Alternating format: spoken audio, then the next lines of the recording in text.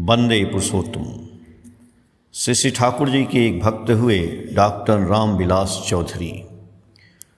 वो इष्टवृत्ति की दया के बारे में लिखते हैं और बता रहे हैं कि इष्टवृत्ति करने मात्र से ही जीवन में नित्य उनकी अद्भुत दया एवं असाधारण दया का आविर्भाव होता है। सही बात है। इसी घटना को लेकर के, इसी बात को लेकर के वो एक किसी आदमी की चर्चा कर रहे हैं जो उनके जीवन में अच्छा लगा। वो बताते हैं कि गोंडा जिला अंतर्गत सुरैया हाट थाना के महेश कुतरो नामक गांव में श्री जयदेव सिंह नामक एक गुरु भाई रहते हैं। वे अत्यंत ही सरल, सहज एवं मधुर स्वभाव के व्यक्ति हैं। अपने संतान परिवार सहित ग्रामीण परिवेश में इष्टनिष्ठ जीवन यापन करते थे। नित्य प्रत्युष उषा काल में श्री ठाकुर को इष्टवृत्ति निवेदन कर अपनी दिनचर्या आरंभ करते थे। 4-5 साल पहले की बात है। वे अपने गांव से मासिक इष्टवृत्ति जमा करने के लिए देवघर आए। श्री अजय देव जी अपने परिवार की इष्टवृत्ति अर्घ के अलावे गांव के बहुत से गुरु भाइयों की इष्टवृत्ति अर्घ इकट्ठा कर जमा करने के लिए स्वयं ही देवघर सत्संग आए थे। गर्मी का दिन था, दोपहर का समय था, लगभग 2 बज रहे थे। आनंद बाजार में महाप्रसाद वितरण का समय शेष हो गया था। वे झटपट हाथ पैर धोकर महाप्रसाद ग्रहण करने के उद्देश्य से आनंद बाजार की तरफ चल पड़े। वहाँ पहुँचने पर देखते हैं कि कर्मीगण आनंद बाजार बंद कर रहे हैं। उन्होंने फिर भी आनंद बाजार में महाप्रसाद के लिए अनुरोध किया, किंतु सारी सामग्री समाप्त हो चुकी थी। निराश होकर वे ठाकुर बंगला के द्वार की तरफ चल पड़े। उन्होंने सोचा अब इष्टवृत्ति जमा करने का काम पहले निपट लिया जाए, फिर खाने पीने के लिए बंदोबस्त किया जाएगा। यह सोचकर उन्होंने फिलांथ्रॉफी ऑफिस की ओर कदम बढ़ाया। सामने मंडप में श्री दादा निर्दिष्ट शुभ्र सैया पर विराजमान थे। श्री जयदेव जी अभी कोई 150 मीटर दूर ही में थे कि श्री दादा ने जोर आवाज़ से उन्हें बुलाया। प्रभु अंतर्यामी हैं। आश्रम की सारी गतिविधि ही नहीं, समस्त संसार की एक घटना भी उनकी नज़र से दूर नहीं हो सकती। वे तो हर प्राणी के हृदय की बात जान लेते हैं।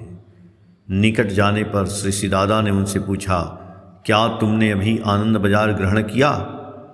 श्री जयदेव जी ने कुछ उत्तर नहीं दिया। फिर रुककर उन्होंने कहा, पहले मैं इष्टवृत्ति जमा करूंगा, फिर आनंद बाजार करूंगा। श्री दादा ने धमका कर फिर पूछा, तुमने आनंद बाजार किया या नहीं? सिर्फ इतना ही जवाब दो। श्री जयदेव जी तो धर्म संकट में पड़ गए। अब तो उन्हें सच सच बताना ही था। उन्होंने बताया कि आनंद बाजार का समय शेष हो चुका है, सारी सामग्री समाप्त हो चुकी है, इसलिए वहाँ से अभी लौट कर ही आ रहा हूँ। श्री दादा ने अपने यहाँ के रसोइया को बुलाया और श्री जयदेव जी को भोजन कराने की व्यवस्था करने को कहा। सभी लोग रसोई की तरफ दौड़ पड़े। श्री जयदेव जी ने श्री दादा का अतिथि बनकर उनके रसोई का रसास्वादन करने का आशीर्वाद प्राप्त किया। उससे बड़ा सौभाग्य क्या हो सकता है? कोई उन्हें आसन दे रहा है तो कोई थाली दे रहा है, कोई ग्लास दे रहा है तो कोई पानी दे रहा है। सभी जन उनकी सेवा में जुट गए। श्री जयदेव जी को खुशियों का ठिकाना नहीं रहा। प्रेम के आंसू उनके निर्मल नेत्रों से बहने लगे। वे धन्य हुए, तृप्त हुए एवं श्री दादा का अद्वितीय प्रेम पाने में सफल हुए। वस्तुतः आचार्य होते ही हैं आचरण सिद्ध, प्रैक्टिकली परफेक्ट।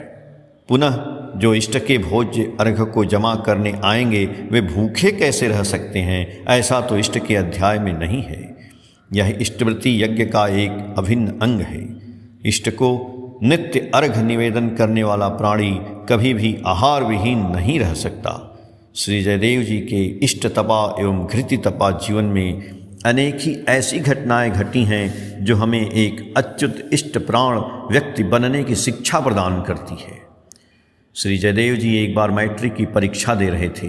उनकी कोई खास तैयारी नहीं थी, परीक्षा पास करने की कोई उम्मीद भी नहीं थी। फिर भी परीक्षा भवन में जाकर बैठ गए। प्रश्न पत्र पाने के बाद उन्हें लगा कि कोई उत्तर नहीं लिख सकता, फिर भी श्री श्री ठाकुर को स्मरण कर उन्होंने लिखना आरंभ किया। उन्होंने क्या लिखा नहीं लिखा, लेकिन परीक्षा फल निकलने पर उन्हें बहुत ही अच्छे अंक प्राप्त हुए, जिसकी उन्हें कोई उम्मीद ही नहीं थी। श्री जयदेव जी के जीवन की एक और घटना है। श्री जयदेव जी की शादी आसपास के गांव में एक गृहस्थ परिवार में हुई है। शादी के उपरांत उन्हें लगातार 3 कन्या संतान हुई। 3 कन्या होने पर उनकी पत्नी अत्यंत निराश हो गई। वे अंदर से क्षुब्ध एवं अधीर हो चुकी थीं। सास ननद आस पड़ोस के लोगों से उन्हें कुछ न कुछ ताना सुनना पड़ता था। पति पत्नी दोनों ही चिंतित रहने लगे। दिन रात वे उसी चिंता में डूबे रहते थे।